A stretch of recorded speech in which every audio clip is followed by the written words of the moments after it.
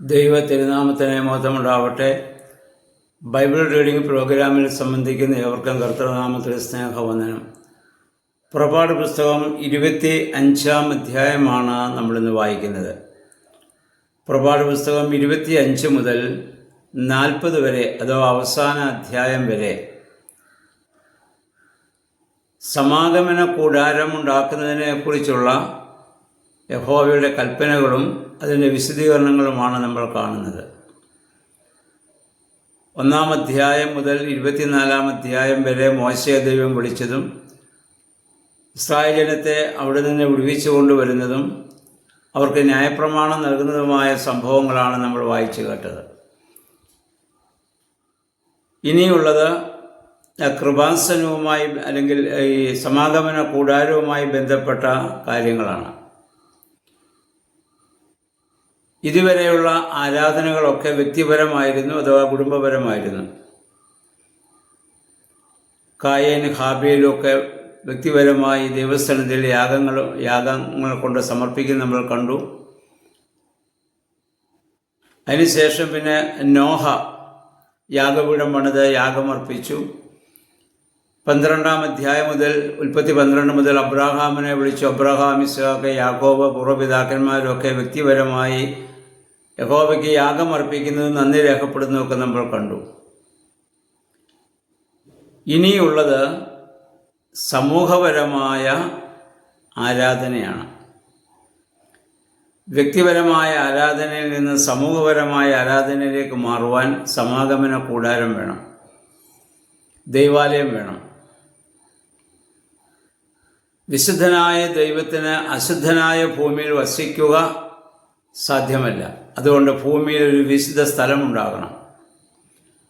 അതുകൊണ്ട് 25-ാം അധ്യായത്തിൻ്റെ 8-ാം വാക്യത്തിൽ നമ്മൾ വായിക്കുന്നു, എനിക്ക് അവരുടെ നടുവിൽ വസിക്കേണ്ടതിന് അവരൊരു ആലയം പണിയണം. ദൈവം വസിക്കുന്നത് മനുഷ്യരുടെ നടുവിലാണ്, സൈഡിലല്ല. എന്ന് പറഞ്ഞാൽ കിഴക്കോട്ടും പടിഞ്ഞാറോട്ടും തെക്കോട്ടും വടക്കോട്ടും മുഴുവൻ ദൈവികമായ കൃപ വ്യാപരിക്കാനുള്ള ഒരു ക്രമീകരണം. ഇസ്രായേൽ ജനം യാത്ര ചെയ്യുമ്പോൾ അവർ കൂടാരം അടിക്കുന്നതിൻ്റെ നടുവിലായി സമാഗമന കൂടാരം ഇനി പണിയാൻ പോവുകയാണ്. അവിടെ നടത്തുന്നതായ ആരാധനകളും പ്രാർത്ഥനകളിലൂടെയും ദൈവസാമീപ്യം ആ ഇസ്രായേലിലെ എല്ലാ വ്യക്തികൾക്ക് ലഭിക്കാനുള്ള ക്രമീകരണം ദൈവം ഇവിടെ ചെയ്യുകയാണ്.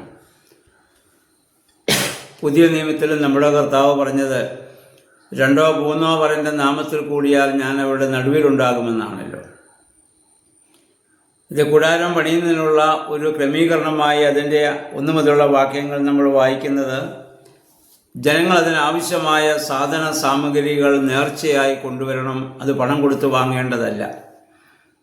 ദൈവം കൊടുത്ത അനുഗ്രഹത്തിൽ നിന്ന് നല്ല മനസ്സോടെ ദൈവത്തോടുള്ള സ്നേഹത്തെ പ്രതി, വിശ്വാസത്തെ പ്രതി അത് നിങ്ങൾ ദൈവസന്നിധിയിൽ കൊണ്ടുവരേണ്ടതാണ്.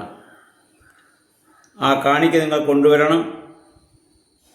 അങ്ങനെ നല്ല മനസ്സോടെ കൊണ്ടുവരിൽ നിന്ന് അത് സ്വീകരിക്കണം. അത് വേണ്ടത് സ്വർണം, വെള്ളി, ഓട്, നീലയും ധൂമ്രവും അരുണവുമായ നൂലുകൾ, നേർത്ത ചണത്തുണി, കോലാട്ടിൻ രോമം, ഊറയ്ക്കിട്ട മുട്ടാടിൻ തോല്, നിലക്കരടി തോല്, കരുവേലത്തടി, വിളക്കുകൾക്കുള്ള എണ്ണ, അഭിഷേക തൈലത്തിലുള്ള സുഗന്ധദ്രവ്യങ്ങൾ, ധൂപത്തിനുള്ള സുഗന്ധവസ്തുക്കൾ, ഏഫോദും പുരസ്ത്രാണവും അലങ്കരിക്കുവാനുള്ള ഗോമേതക, വൈഡൂര്യ രത്നങ്ങൾ എന്നെല്ലാം അവർ കൊണ്ടുപോകണം. ഇതുകൊണ്ടാണ് ഇനി സമാഗമന കൂടാരം പണിയാൻ പോകുന്നത്. ദൈവത്തിൻ്റെ മഹത്വത്തിനനുസരിച്ചുള്ള ആരാധനാലയം. അതുകൊണ്ടാണ് ഇത്രയും വിലപിടിപ്പുള്ള ഏറ്റവും ശ്രേഷ്ഠമായ സാധനങ്ങൾ കൊണ്ടത് പണിയാൻ കാരണം ദൈവത്തിൻ്റെ മഹത്വത്തെ സൂചിപ്പിക്കാൻ വേണ്ടിയാണ്.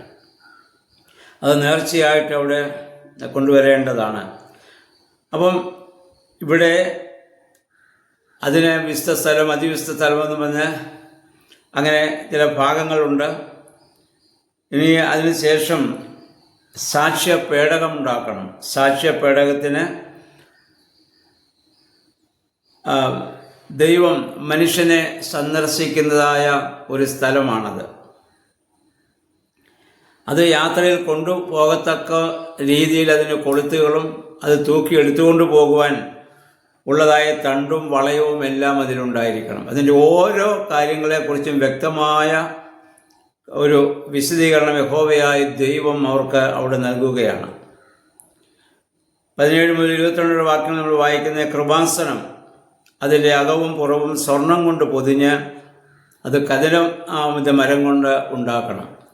അതായത് കതിരമരം കൊണ്ട് ആ കൃപാസനം ഉണ്ടാക്കി അതിൻ്റെ അകവും പുറവും എല്ലാം സ്വർണം കൊണ്ട് ഇത് പൊതിയണം. ഈ കൃപാസനം പുതിയ നിയമത്തിൽ നമ്മുടെ കർത്താവായ യേശുക്രിസ്തുവിനെയാണ് സൂചിപ്പിക്കുന്നത്. യേശുക്രിസ്തുവിൻ്റെ ദൈവത്വവും മനുഷ്യത്വവും അതിൻ്റെ ഒരു പൂർണ്ണ രൂപമാണ് കൃപാസനം. അതിൻ്റെ നിഴലായ പഴയ നിയമത്തിൽ ഇത് സംഭവിക്കുകയാണ്. ഈ ദ്വിത്വ സ്വഭാവമാണ് നമ്മുടെ കർത്താവിൽ ഉണ്ടായിരുന്ന ഒരേസമയം ദൈവത്വവും അതേസമയം മനുഷ്യത്വവും അവനിൽ സംയോജിച്ചിരുന്നു. സ്വർണവും തടിയും തമ്മിൽ ഒരിക്കലും കൂടിക്കലരത്തില്ല. ഇതുപോലെ ക്രിസ്തുവിൽ രണ്ടും ചേർന്ന് മൂന്നാമത് മറ്റൊരു സ്വഭാവം ഉണ്ടാവുകയില്ല. ഇതുമായി ബന്ധപ്പെട്ട ഒരുപാട് ദൈവശാസ്ത്രമായ തർക്കങ്ങളും വാദകങ്ങളൊക്കെ ആദിമ നൂറ്റാണ്ടിൽ ഉണ്ടാവുകയും അതുമായി ബന്ധപ്പെട്ട സിനഡുകൾ കൂടുകയൊക്കെ ചെയ്ത കാര്യങ്ങൾ സഭാചരിത്രത്തിൽ നമ്മൾ വായിച്ചിട്ടുണ്ടല്ലോ. എന്നിട്ട് ഒരു പേടകമുണ്ടാക്കണം. ആ പേടകം അകം ഇത് ശൂന്യമല്ല. എബ്രായ ലേഖനം 9-ാം അധ്യായത്തിൻ്റെ 1 മുതൽ 10 വരെയുള്ള വാക്യങ്ങൾ നമ്മൾ വായിക്കുമ്പോൾ പൗലോസ്ലീഹ ഇത് പറയുന്നുണ്ട്. അതിനകത്തുണ്ടാകേണ്ടത് 1 അഹറോൻ്റെ തളിർത്ത വടി, മന്ന, കൽപ്പലകൾ. ഇത് 3ഉം ആ പെട്ടകത്തിനകത്ത് വെക്കണം. തളിർത്ത വടി ജീവനെയാണെങ്കിൽ ക്രിസ്തുവിൻ്റെ ഉയർപ്പിനെയാണ് അവിടെ സൂചിപ്പിക്കുക. ചത്ത ജീവൻ നഷ്ടപ്പെട്ട ആ തടി മുളയ്ക്കുക എന്ന് പറഞ്ഞാൽ, അതിൽ നിന്ന് മുള പൊട്ടിപ്പുറപ്പെടുക എന്ന് പറഞ്ഞാൽ ചത്തതിൽ ജീവനുണ്ടാകുന്നതായ ഒരു അനുഭവമാണല്ലോ. 2 മന്ന, അത് യേശുക്രിസ്തുവിനെയാണ് സൂചിപ്പിക്കുന്ന, കർത്താവിൻ്റെ ശരീരക്തങ്ങളെയാണ്. അതുകൊണ്ടാണ് കർത്താവ് പറഞ്ഞത് ഞാൻ ജീവൻ്റെ അപ്പമാകുന്നു എന്ന് പറഞ്ഞു. യോഹന്നാൻ്റെ സുവിശേഷം 6-ാം അധ്യായത്തിൽ ഈ മന്നായുമായി ബന്ധപ്പെടുത്തി കർത്താവ് പറയുന്നത് നമുക്ക് കാണാൻ സാധിക്കുന്നുണ്ട്. 3-ാമത് കൽപ്പലകൾ, ദൈവം മോശ മുഖാന്തരം ഇസ്രായേലിന് കൊടുത്തതായ ആ കൽപ്പലകൾ, അത് രാജ്യത്തെ പുതിയ നിയമത്തെ, യേശുക്രിസ്തുവിനെ അത് സൂചിപ്പിക്കുകയാണ്. പിന്നെ വേണ്ടത് ധൂപകലശം, അത് യേശുവിൻ്റെ നിത്യ പൗരോഹിത്യത്തെ സൂചിപ്പിക്കാൻ വേണ്ടിയാണ് ധൂപക്കുറ്റി, ധൂപകലശം എന്ന് പറയുന്നത്. ഇപ്പോഴും വായിക്കുന്നു, പിന്നെ കൃപാസനത്തിന്മേൽ രക്തം തളിച്ചിരുന്നു. അത് യേശുക്രിസ്തുവിൻ്റെ മരണമുഖാന്തരം, യേശു രക്തം ചീന്തിയതിന് മുഖാന്തരം ഉണ്ടാകാൻ പോകുന്ന ആ രക്ഷയുടെ സൂചനയായി, നിഴലായി പഴയ നിയമത്തിൽ അത് സംഭവിക്കുകയാണ്. എബ്രായ ലേഖനം 4-14 മുതൽ 16 വാക്യങ്ങൾ, ഇന്ന് യേശുക്രിസ്തുവാകുന്ന മഹാപുരോഹിതനിലൂടെയാണ് നമ്മൾ ദൈവത്തെ സമീപിക്കുന്നത്. പഴയ നിയമത്തിൽ ഇങ്ങനെയുള്ള സാധനങ്ങളിലൂടെ, കൃപാസനങ്ങളിലൂടെ ദൈവത്തെ സമീപിക്കുകയും അവിടെ നിന്ന് ദൈവത്തിൻ്റെ അരുളപ്പാടുകൾ ഉണ്ടാവുകയും ഒക്കെ ചെയ്യും. അതനുസരിച്ചാണ് മോശേനെ ഇസ്രായേൽ ജനത്തെ മുന്നോട്ട് കൊണ്ടുപോകേണ്ടത്. ദൈവത്തിന് മോശയോട് അല്ലെങ്കിൽ ഇസ്രായേൽ ജനത്തോട് പറയാനുള്ളത് മുഴുവൻ ഈ കൃപാസനത്തിന്മേൽ അതിവിശുദ്ധ സ്ഥലത്ത് അത് മോശയോട് സംസാരിക്കുകയും മോശ അത് ജനത്തെ അറിയിക്കുകയും ചെയ്യണം. മോശയ്ക്ക് ശേഷം, അതിന് ശേഷം പിന്നീട് അവിടെ ആ സ്ഥാനത്ത് മഹാപുരോഹിതന്മാരെ ആക്കും. അങ്ങനെ ദൈവവും മനുഷ്യനുമായുള്ള വലിയ ഒരു ബന്ധത്തിലേക്ക്, നേരിട്ടുള്ള ഒരു ബന്ധത്തിലേക്ക് ഇനി പോകാനുള്ള ക്രമീകരണം ചെയ്യുകയാണ്. 31 മുതൽ 40 വാക്കുകളിൽ നിലവിളിക്കനെ കുറിച്ച് പറയുന്നു.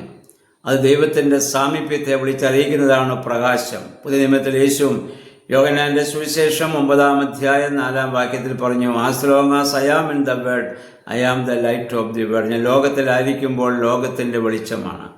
അപ്പോൾ ആ യേശുക്രിസ്തുവിനെ സൂചിപ്പിക്കുന്ന ഈ വിളക്കിനെ കുറിച്ച് വെളിപാട് പുസ്തകത്തിൽ നമുക്ക് പിന്നീട് കാണാനായിട്ട് സാധിക്കുന്നുണ്ടല്ലോ. അപ്പം ഇതിനെ 7 ദിവസം അല്ലെങ്കിൽ അത് മനുഷ്യരക്ഷയ്ക്ക് കാരണമാകാവുന്ന 7 കൂദാശകളായി നമുക്കതിനെ കാണാവുന്ന 7 ദിവസം 7 ദീപം. ഈ വിളക്കിന്മേൽ 7 ദീപങ്ങൾ ഉണ്ടാവണം, 7 തിരികളുണ്ടാവണം. ആ 7 ദീപം നമ്മുടെ ഇന്ന് മനുഷ്യരക്ഷയ്ക്ക് മുഖാന്തരമായി തീരുന്ന ആ 7 കൂദാശകളുമായി നമുക്ക് താരതമ്യം ചെയ്യാവുന്നതാണ്. അപ്പോൾ ചുരുക്കത്തിൽ ഈ 25-ാം അധ്യായം ദൈവമിനി മനുഷ്യനോട് നേരിട്ട് ഇടപെടുന്ന ആ കൃപാസനത്തിലൂടെ, ആ സാക്ഷ്യ പെട്ടകത്തിലൂടെ, അഥവാ ആ സമാഗമന കൂടാരത്തിലൂടെ ദൈവത്തെ ആരാധിക്കുമ്പോൾ ഉണ്ടാകുന്ന ഒരു വ്യക്തിപരമായ ബന്ധത്തിലേക്ക് പോകുന്നു. പുതിയ നിയമത്തിൽ നമ്മുടെ കർത്താവിനെ ആണിതെല്ലാം സൂചിപ്പിക്കുന്നതെന്ന് മനസ്സിലാക്കിക്കൊണ്ട് ഇതിനെ കാണുവാനും നമുക്ക് സാധിക്കട്ടെ. ഇനി മുന്നോട്ടുള്ളതായ ദിവസങ്ങളിൽ ഈ കൃപാസനവുമായി യഹോവയായ ദൈവം ചെയ്യുന്ന ക്രമീകരണങ്ങൾ, അതിൻ്റെ അർത്ഥങ്ങൾ നമുക്ക് മനസ്സിലാക്കാം. അപ്പം ആ രീതിയിൽ ഈ വേദഭാഗത്തെ വായിക്കുവാനും ധ്യാനിക്കുവാനും നമുക്കിടയാകട്ടെ. എല്ലാവർക്കും നല്ലൊരു ശുഭദിനം ആശംസിക്കുന്നു. ദൈവനാമം മാത്രം മഹത്വപ്പെടുവാൻ ഇടയാകട്ടെ.